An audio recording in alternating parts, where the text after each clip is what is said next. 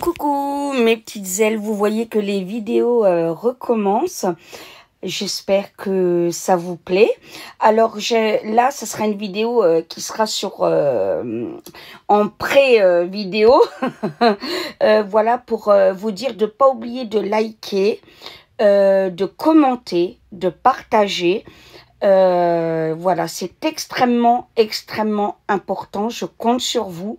Voilà, le pouce bleu, le partage, le commentaire. Voilà, c'est ce qui fait que la chaîne existe et qu'on avance, qu'on soit toujours ensemble. Donc, je compte sur vous. Voilà, je vous fais plein de gros bisous. Je vous bénis. Coucou mes petites elfes, j'espère que vous allez bien. Alors, on va reprendre les vidéos sur la démonologie pour ceux que ça intéresse. Je sais qu'il y en a pas mal de vous que ça intéresse. Alors, je tiens d'abord à préciser. Évidemment, c'est pas pour les invoquer. C'est pas pour traiter avec eux. C'est pour s'en protéger. Si on a des attaques, de voir... d'arriver à comprendre quel démon nous embête ou quel démon embête votre ami, votre enfant, votre mari, etc. Voilà, c'est vraiment pas pour autre chose, d'accord? Et donc, on va aujourd'hui, vu que la dernière fois en live, on a parlé de Mammon, donc on va parler du démon Mammon. Alors, son nom vient du grec Mammonas. Personnification de la richesse. Il est cité dans les évangiles. Matthieu 6, 24 et Luc 6, 13.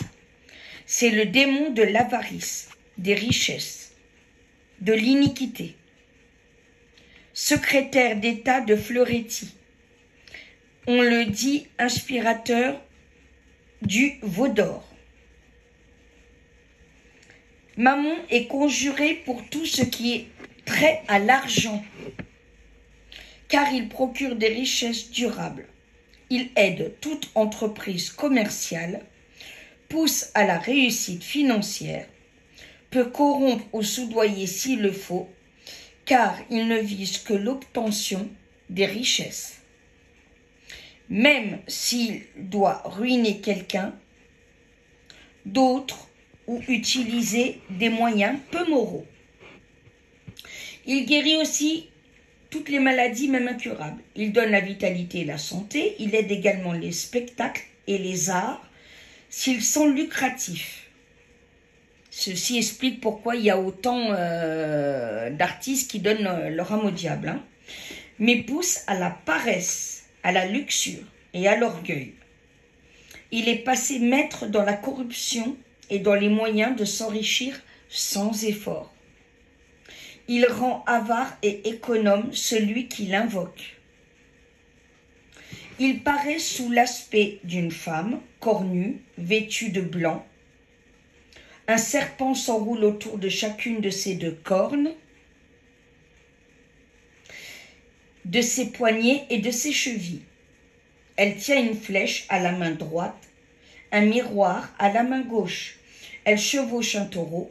On voit Mammon également sous les traits d'un homme, fortement charpenté, à tête de loup, debout sur les sacs d'or, portant une bourse en guise de scapulaire et une autre à la main gauche, alors que sa main droite tient un petit râteau. Mammon est un démon du lundi, lié à la lune. Il se conjure au 1er, 5, 7, 8e heure diurne et à la 2e, 3e, 7e et 10e heure nocturne, heure solaire. On fera brûler de l'aloès, du benjoin en part égale. On lui offrira une souris dans le triangle de manifestation. Ce démon est dangereux et impitoyable. Il rend ceux qui l'invoquent profondément avares et obsédés par l'argent. Voilà mes petites elfes adorées. Alors évidemment, ceux qui sont sensibles, n'écoutez pas la vidéo. Hein. Le but n'est pas de vous faire peur. C'est vraiment de se protéger et de voir les démons en action actuellement. Et je peux vous assurer que maman ne manque pas de travail, si vous voyez ce que je veux dire. Voilà, je vous fais plein de gros bisous. Je vous ai mis dans communauté de sondages pour lesquels voter. Donc la date du prochain live. Et le dossier criminalité que vous voulez que je traite en voyance. Voilà, je vous embrasse bien fort et je vous souhaite un bon 15 août. Que la Sainte Vierge Toute-Puissante vous bénisse.